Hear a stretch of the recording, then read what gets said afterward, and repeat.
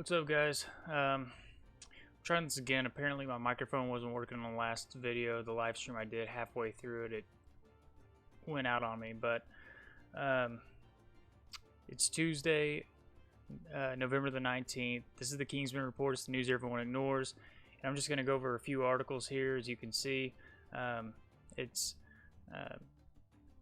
China is talking about their nuclear capabilities with their ICBMs. Also, Pakistan is flexing on India. I have a little bit of tech news that has to do with Bitcoin. A bug was also found in the Android software that's similar to the Apple software.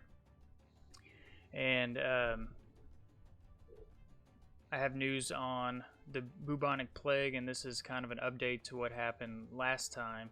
I think on the 12th of this month, there were some people that had come down with the bubonic plague. Well, there's been a third person that came down with the bubonic plague.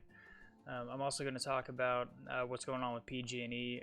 As of tomorrow, there's going to be another power outage there due to their company.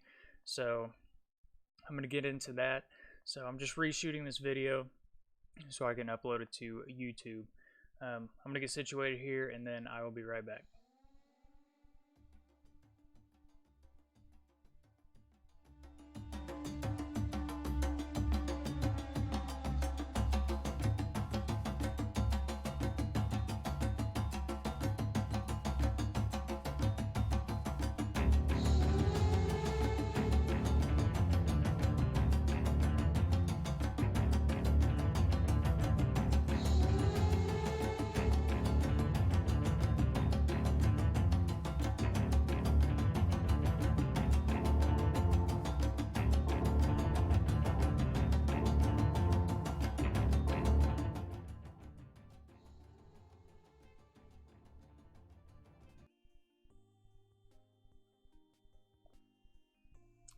So what's up, guys? My name is Ryan. This is the Kingsman Report. It's the news everyone ignores. And I want to start off with this Bible verse. It's from Matthew 24, verse 5 through 7. It says, "For many will come in my name, claiming I am the Christ, and will deceive many. You will hear of wars and rumors of wars, but see to it that you are not alarmed. These things must happen, but the end is still to come. Nation will rise against nation, and kingdom against kingdom. There will be famines and earthquakes in various places." So I want to start that off because a lot of the stuff that I'm going to talk about here has to do with wars and rumors of wars. And if you caught bits and pieces of it from the live feed before the microphone went out on me, then I'm going to get into these articles and you'll see what I was talking about in the first video. So, but first I wanted to cover a deal here. This is an article out of Oklahoma, and this is where I'm at. This article says, landmark bill would bar state from enforcing federal red flag gun laws. So it says a bill pre-filed in Oklahoma Senate would prohibit state law enforcement and any federal red flag laws, setting the foundation to nullify any such laws in practice and effect. So Senator Don from Broken Arrow filed Senate Bill 1081 for introduction in the 2020 legislative session. Under the proposed law, the Oklahoma legislature would occupy the preempt the entire field of legislation in the state touching in any way federal or state extreme risk protection orders against or upon a citizen of Oklahoma, to the complete exclusion of any ordinance or regulation by any municipality or other political subdivision of the state. Ineffective, only the Oklahoma legislature could pass any type of so-called red flag law effective in the Sooner state. So that's another article that's posted in the description if you guys want to check that out. But that has to do with the great state of Oklahoma, and one step closer to getting away from the federal bullcrap that's going on with the whole gun grab thing. Which they didn't like that, and they tried to come down here and say they didn't want that passed. and they didn't succeed. So one more for the state of Oklahoma. The next article I'm going to read, it says China's plans to fight a nuclear war against America would kill millions. So in this article, it says the key point: China plans to attack America's biggest coastal cities. When one reads enough Chinese naval literature, diagrams of multi-axle cruise missiles, saturation attacks against aircraft carrier groups may begin to seem normal. However, one particular graphic from the October 2015 issue of the Naval Journal, Naval and Merchant Ships, stands out as both unusual and singularly disturbing. It purports to map the impact of Chinese intercontinental ballistic missile, or an ICBM, strike by 20 nuclear-armed rockets against the United States. Targets include the biggest cities in the east and the west coast, as well as the Midwest, as one would expect. It says giant radiation plumes cover much of the country, and the estimate in the caption holds that the strike would yield perhaps 50 million people killed. And the map below that graphic on the same page illustrates the optimal aim point for a hit on New York City and a blast wave that vaporizes all of Manhattan and well beyond. So in this article, it basically just goes on where China boasts about their ICBM capabilities, but we do have in this country, it's coined Star Wars under Reagan, and was recently updated by the current president, and it's basically our missile defense system. So any missile they try to fire over here would be shot off course via lasers, or however they plan to deter any ICBM that would make way into this country.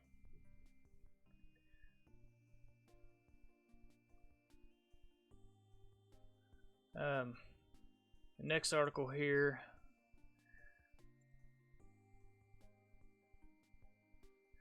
is titled World War III, Pakistan launched nuclear-capable ballistic missiles in warning to India. It says Pakistan has revealed they conduct a ballistic missile test with nuclear missile capabilities today amid growing tensions between the nation and India. So the Pakistani military has tested the Shahin-1 surface-to-surface ballistic missile as part of an exercise today. A similar test was launched by India with an Angel 2 projectile over the weekend, and Pakistan test was announced on Monday and declared a success as the footage was released. It says the missile launch test was conducted by Army Strategic Forces Command, the ASFC, to ensure credible minimum deterrence capability. The Shahin-1 is a short-range, solid-propellant ballistic missile with a reported range of 650 kilometers or 404 miles, which has been in Pakistani service since 2003. It can carry either a conventional or a nuclear warhead and usually uses a mobile launcher as a platform. India showcased its nuclear capabilities by launching the Angel 2 ballistic missile during a nighttime exercise, and there's pictures there. And it says it's a medium-range ballistic missile, roughly comparable to Pakistani's Shahin-2. The missile tests come as a decade-old tension continues to escalate between India and Pakistan.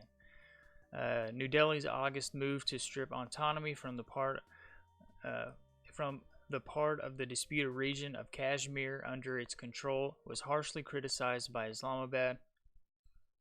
And earlier in February, the two nations had their first direct air confrontation in years. However, both nations have since taken steps to normalize relations. So if you want to look more into this article, I posted it in the description below, and you could take a look at that as well.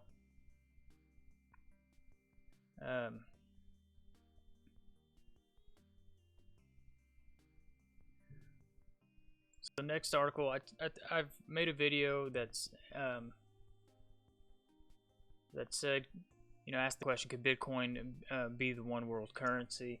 And the way things are going with the the government trying to get their involvement in it, they seem to want to have a hand in the transactions, or at least know what transactions are going on. I think yesterday I talked about them wanting to know for what reasons people were using the Bitcoin ATMs and why they were withdrawing the money or why they were buying Bitcoin to make purchases that they believe that could be illegal, and that they wanted to track those transactions somehow. So in this article it says Bitcoin could be stopped by governments pretty simply. Bitcoin so far has built the reputation of the honey badger of money, raising even in unfavorable conditions. The network itself has resisted the censorship of multiple regimes, but could world governments ever bring down Bitcoin if they wanted to? And governments powerful enough to sway markets. It says Bitcoin could be brought down even without touching the network, says crypto analyst Alex Kruger. The recent discussion suggested a permanently low marketplace with no chance for a significant rally could simply put investors off the asset. He states in a tweet, says governments could stop Bitcoin pretty simply. Just short it, keep it under $1,000 for a long while, and watch most people lose interest permanently with no need to bother with 51% attacks. It says Bitcoin is attractive in 2019 for its promise of rallying against an all-time high, boosting the expected halving and the scarcity of the new Bitcoin coming each day. But the crypto market has rather small volumes in comparison to the scale of mainstream finance. In theory, a government could use its immense financial power to sway the market in any direction. The observation of direct government influence has already been made regarding the launch of futures markets. Analysts commented that the decision to launch Bitcoin futures on CME and CBOE back in 2017 was a concerted move which tamed Bitcoin market prices. Miners may capitulate at lower prices. At the same time, trading Bitcoin in 2019 is happening on largely diverse exchanges, and swaying prices on all markets would be problematic if one entity acted on exchanges that determine prices for Bitcoin futures. There would be markets that would continue with highly independent valuation. At this point, it is unknown which national government would decide to crack down on Bitcoin, and the US and China are possible candidates, especially after the recent hawkish stance of the Chinese president on crypto assets. So far, only smaller states have tried to ban the usage of Bitcoin, and the crypto space is not without a dose of censorship, as there is a rather long list of countries where residents lack multiple opportunities to gain access to crypto assets. Exchanges themselves enforce the ban. Bitcoin market prices are also the factor that immediately boosts interest in trading and buying the coin. Currently, as Bitcoin shows the potential to turn bearish and slide to the lower range, there is a marked withdrawal of trading volumes, as well as inflows to exchanges.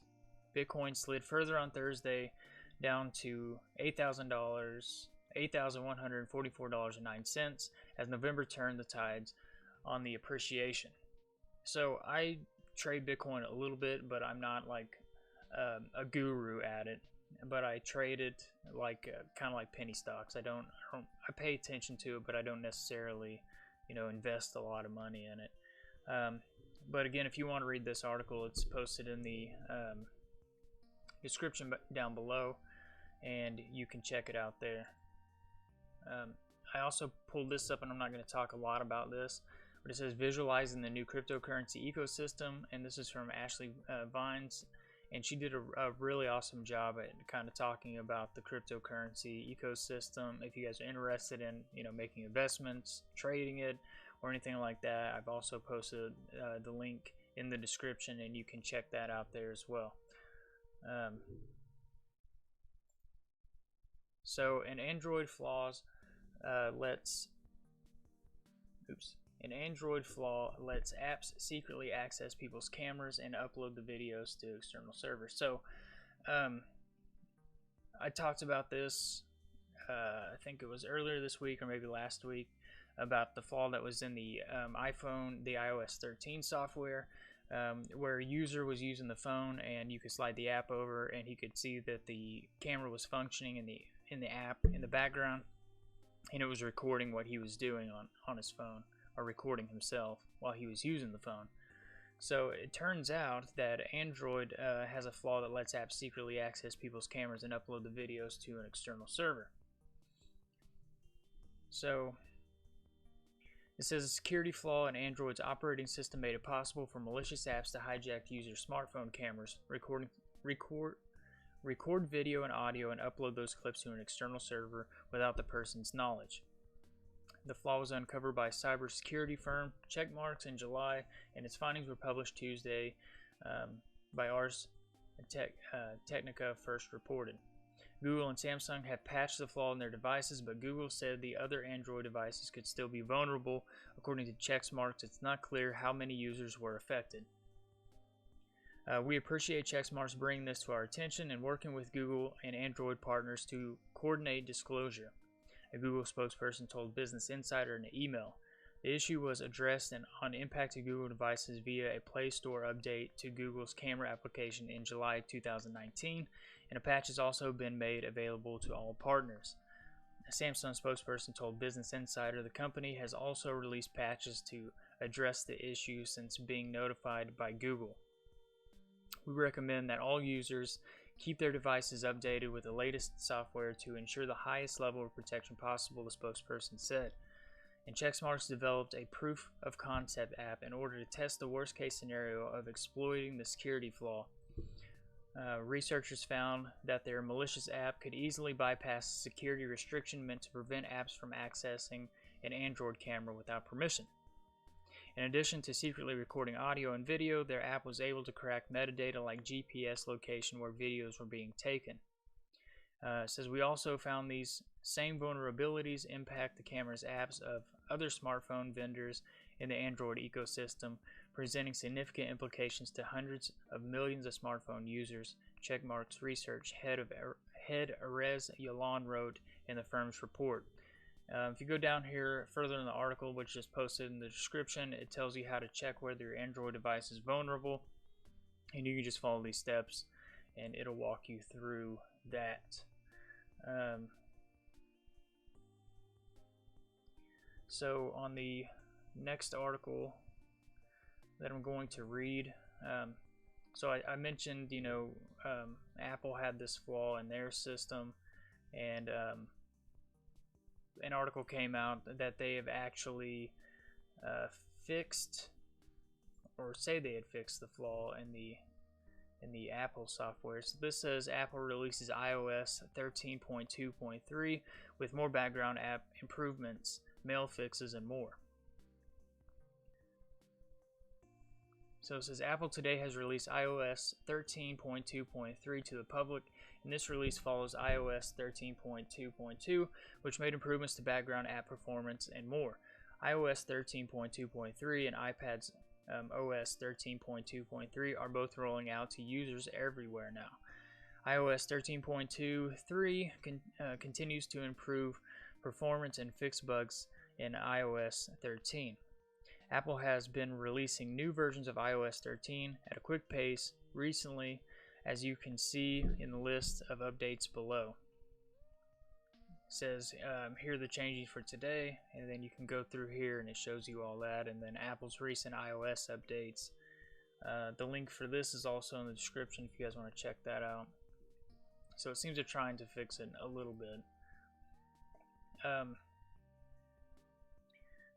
This is crazy because a lot of people, including my wife and I, had downloaded this Disney Plus account, and well, apparently it has been hacked, and people's accounts have been hacked, and it's been sold on the dark web. And this article says less than a week after Disney company launched the streaming platform Disney Plus, and there are already reports of hacks on the platform. It says thousands of Disney Plus users' accounts have been allegedly stolen since the service started last Tuesday, CNBC reported on Monday. The accounts are being sold on the dark web for as little as $3, according to the tech publication ZDNet. ZDNet said that advertisements to buy the accounts were seen on various hacking platforms less than an hour after launch last week, and they could be purchased with cryptocurrency. So this is one reason that the IRS wants to know why people are withdrawing cryptocurrency, and kind of want to know how the transactions, or what the transactions are used for, and then reporting those transactions via your tax return or when you file your taxes. So the publication said while some of the users it talked to refused passwords from other platforms, many of the users who had their accounts hacked had fresh passwords created specifically for Disney+. ZNet suggests the users could have been targeted via keylogging or other malware aimed at stealing information. The hackers managed to change the email and passwords associated with the users' accounts, replacing the account's owner, the publication said. If you do not know what keylogging is, it is when you type in something into your computer and you have malware, and anything that you type on there, even if you hit the delete button, all of that is being keylogged, and hackers will get into that malware and they will watch your keystrokes. Everything's keylogged even if you didn't press enter, and then they can use that information for malicious intent, such as, for example, this, stealing your passwords to information and then selling your stuff, credit card numbers, passwords, to streaming softwares and everything. So Disney denied any security breach on its platform. It said, "We take privacy and security of our users' data very seriously, and there is no indication of a security breach on Disney Plus," a company spokesperson told CNBC. The Disney Plus platform, which aims to rival already established streaming platforms such as Netflix and Amazon Prime Video, was faced with complaints of technical glitches since the first hour of its existence. So once again, if you guys want to check this out, the link will be in the description, and you can go there and look at that. So, be careful if you're, if you think that you've had a breach, contact them. Look into your settings in your profile for Disney Plus. Check your credit cards, all that type of stuff, and make sure that you weren't, subjected to this security breach or this hack by these people who are just, sole intent is to screw everybody over because they have nothing better to do. So if you look at the thumbnail here on the bottom corner, it says, "I heard robots are taking over the world. Can mine be named Rosie?" Or can Rosie be mine? And the reason I put that on there is for this article. It says Rocket Lab's Rosie the robot can build a booster in just 12 hours. This came out a day ago. It's pretty interesting. I'll play this for you guys here.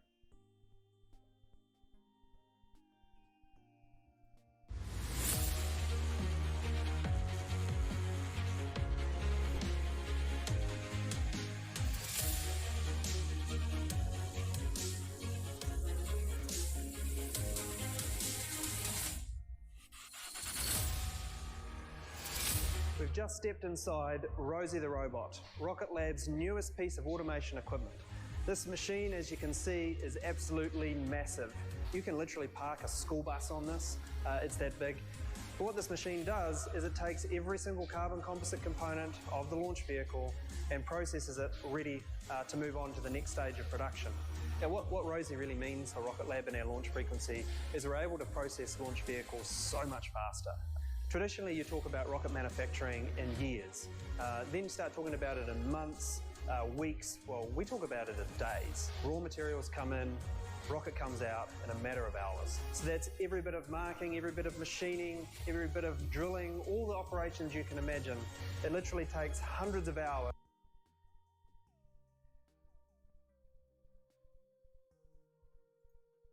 And we can produce one launch vehicle in this machine every 12 hours.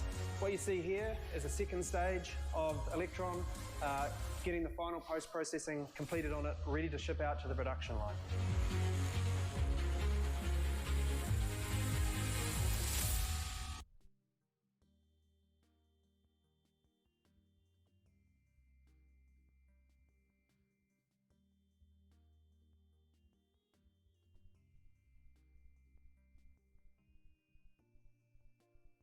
So there was a video on that, and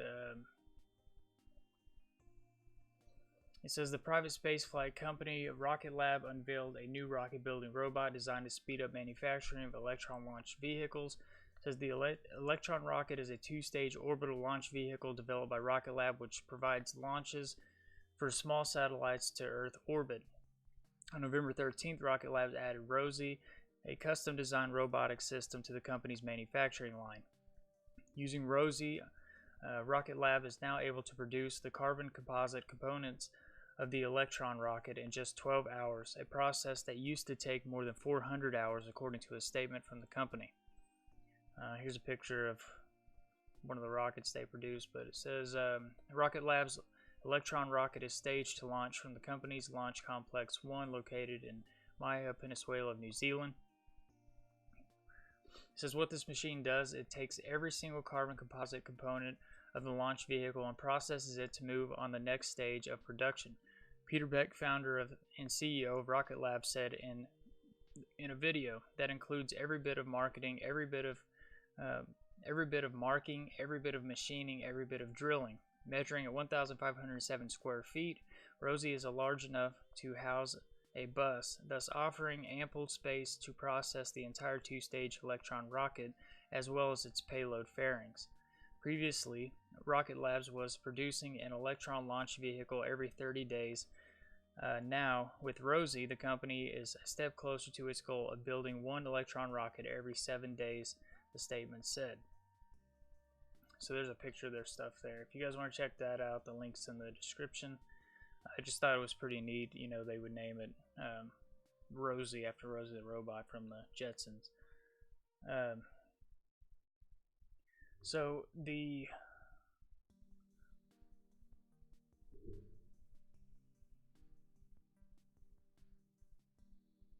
hang on just a second.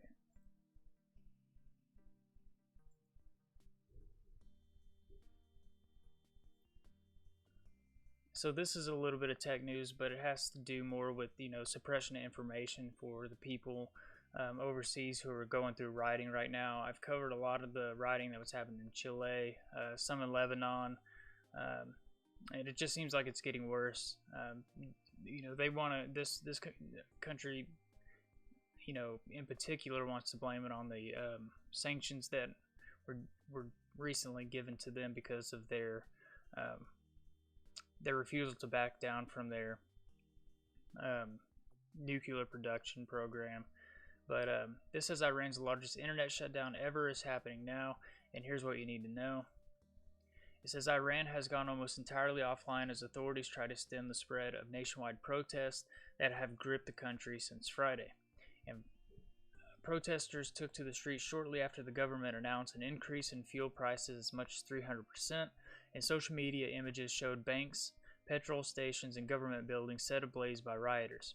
Some protesters chanted "Down with Khamenei," according to the videos, referring to the country's supreme leader. It says the internet blackout started on Saturday evening and continued through Monday, according to the internet watchdogs. Oracle's Internet Intelligence called it the largest internet shutdown ever observed in Iran. In other countries where nationwide protests have rattled the political elite, such as Iraq and Lebanon, social media has played a key role in mobilizing protesters. It is unclear if Iran authorities will succeed in quelling the demonstrations by depriving them of its crucial protest tool. So there you can see a picture of some of the rioting going on there and then burning some stuff. It says what sparked the protest.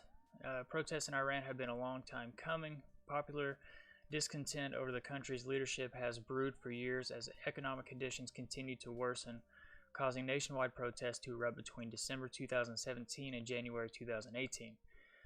Since May 2017, U.S. President Trump has unleashed several rounds of sanctions that have crippled Iran's economy, causing its currency to tank, prices to spiral, and trigger shortages in food and medical equipment. As people's living conditions worsen, many Iranians blamed U.S. sanctions for their woes, but also criticized corruption that they believe is widespread among Iran's clerical leadership. Last Friday, a government announcement about fuel prices hikes between 50% and 300% appeared to be the straw that broke the camel's back. A large number of protesters took to the streets in urban centers across the country. Iranian authorities say the price increase is expected to rise around $2.5 billion a year for extra subsidies for 18 million families, or about 60 million citizens on lower incomes, according to Reuters. So it goes on here to say that several protesters have been killed in the demonstrations, according to the government officials. The leader, who has backed the fuel price hikes, has blamed the riots on external forces.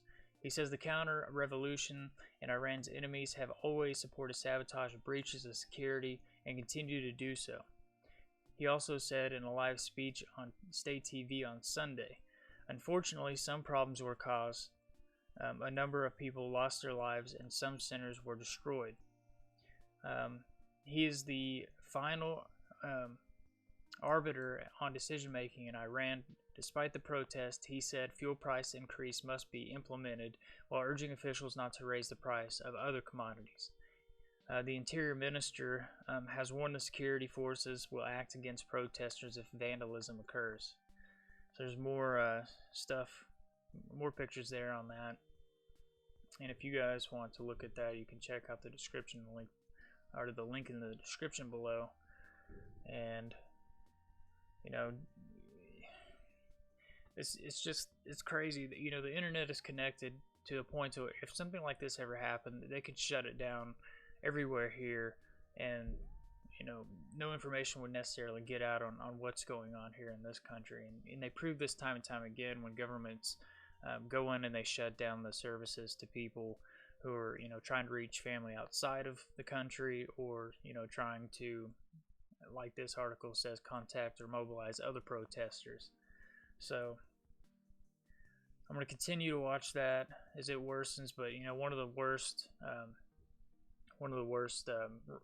protests going on right now is happening in Hong Kong, to the point, you know, throwing Molotov cocktails at government officials, and they're also arming themselves with bow and arrows. So I talked about this article earlier in the week, I believe around November 12th or something. There had been a couple cases of bubonic plague breakout in China. Well, as of yesterday, a hunter in China catches the bubonic plague after eating a wild rabbit. So it says 28 people are quarantined in China's northern Mongolia province after a hunter was diagnosed with bubonic plague Saturday, the local health commission said. According to state-run news agency, the unidentified patient was believed to have become infected with the plague after catching and eating a wild rabbit in Inner Mongolia's Wei County. Bubonic plague is the more common version of the disease and is rarely transmitted between humans. The case comes after the Chinese government announced on November 12th that 2 people were being treated for pneumonic plague in the capital of Beijing, the same strain that caused the Black Death, one of the deadliest pandemics in human history. Pneumatic plague is the most virulent and deadly strain of the disease. It originates in the lungs, and any person who is infected can spread it to other persons by sneezing or coughing near them. It can be cured with antibiotics, but is always fatal if left untreated, according to the World Health Organization. In comparison, bubonic plague can only be spread by infected fleas or by handling an infected animal tissue. The state media said Saturday that there had been no evidence of plague spreading further in Beijing, and there was no connection to the latest case. But it was the second time the disease had been detected in the region in the last year. In May, a Mongolian couple died from bubonic plague after eating a raw kidney of a marmot, a local folk health remedy. Although plague is inextricably linked to the Black Death pandemic of the 14th century that killed around 50 million people in Europe, it remains a relatively common disease. At least 1,000 people a year catch the plague, according to the World Health Organization, which they acknowledge is probably a modest estimate given the number of unreported cases. It says the 3 most endemic countries are the Democratic Republic of Congo, Madagascar, and Peru. An average of 7 Americans get the plague every year, according to the Centers of Disease Control and Prevention. In 2015, 2 people in Colorado died from the plague, and the year before, there were 8 reported cases in the state. Once again, if you guys want to check that out, I put the link in the description below. and you can go there and you can read further on this. It's just crazy, you know. A lot of stuff doesn't get talked about, but you know, yesterday I talked a lot about Agenda 21 and Project Bluebeam, and I mentioned the Deagle.com website, where it talks about the United States population going away by 79.7% of the people here. Something's going to happen, and it could be because of a plague or a famine or a pestilence, a disease of some sort. But you know, I would stay away from you know, certain types of things like that.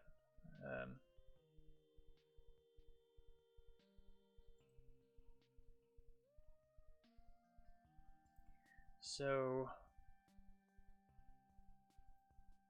I don't know why it's not taking me to it.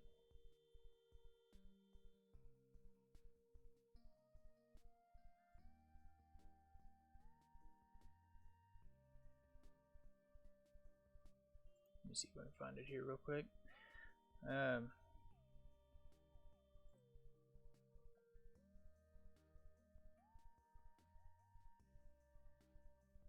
That's not it.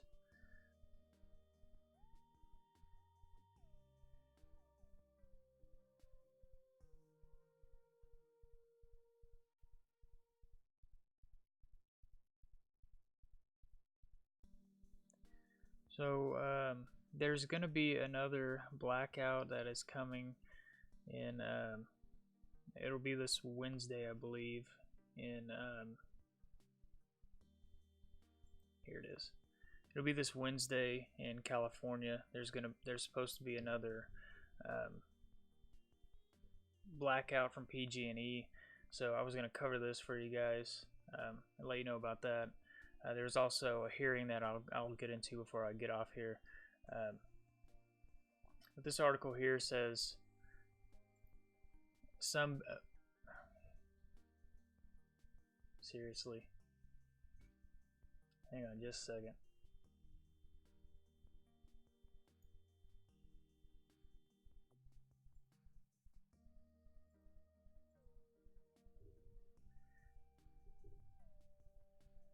These are one of the Yahoo is like one of the worst.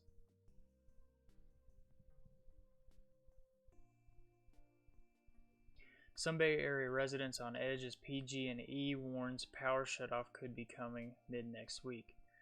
So I'm going to play this audio for you guys.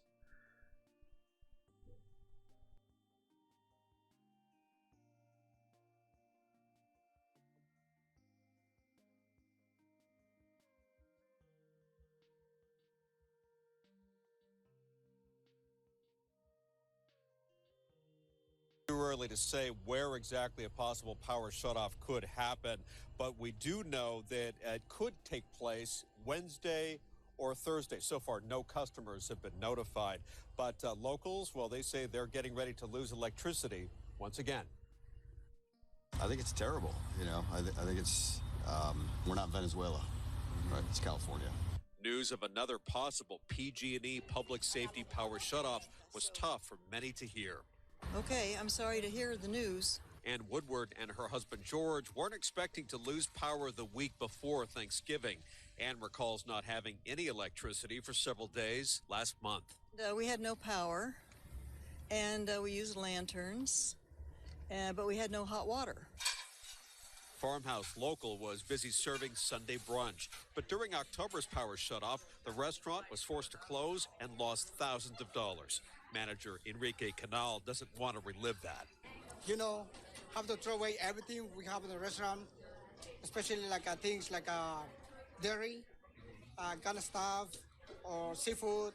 PG&E says it's watching a weather system which could increase the risk of wildfires midweek. So right now we're monitoring the forecast for Wednesday, November 20th, and it shows the potential for dry and windy weather in the Sierra foothills and the North Bay areas. The utility says lack of rain is not helping. What should have been an end of a fire season has not happened. PG&E says the approaching weather system could be similar to one which prompted a PSPS on October 23rd, impacting about 180,000 customers. I'm sure it's for the best of why they're doing this. I hope so. But others aren't so sure. I think it's years of mismanagement coming home to roost. I think the public just has to be ready to deal with this for a few years. PG&E says if a PSPS is needed, it will try and give customers a 48-hour warning. The utility says its website, which crashed during the last major power shutoff, has been improved to handle increased traffic.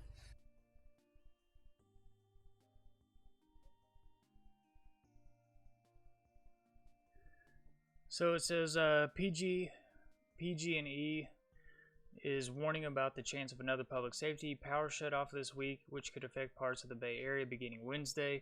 The utility says it will start warning customers as soon as this morning in Lake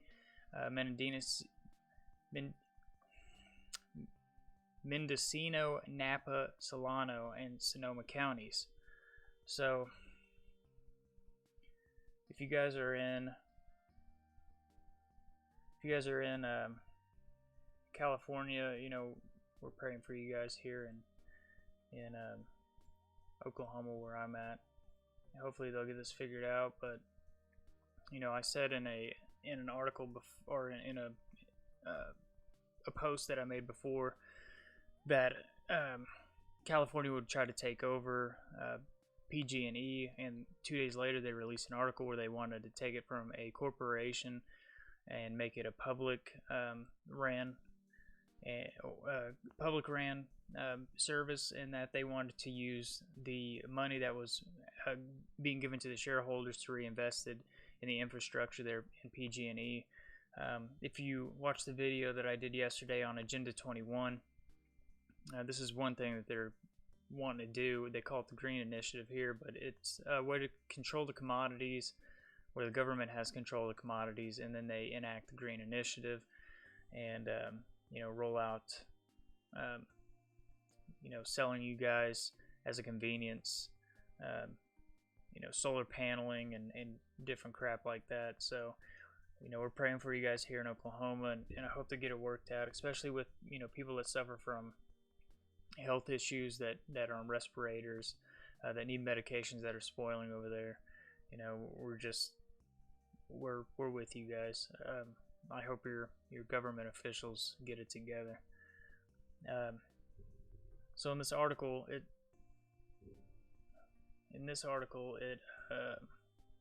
says 3 things to know about lawmakers' grilling of PG&E CEO. I'm not going to play the video there, but it says lawmakers lobbed verbal grenades at PG&E on Monday, expressing frustrations from thousands of Californians who have lost electricity due to public safety power shutoffs. Lawmakers wanted answers from PG&E CEO Bill Johnson and executives from the state's other 2 investor-owned utilities about the shutoffs last month that caused life-saving medication to spoil, businesses to lose money, communication networks to go dark. Here are the 3 takeaways from the hearing about PG&E. It says it was heated as lawmakers grilled PG&E's new chief executive officer.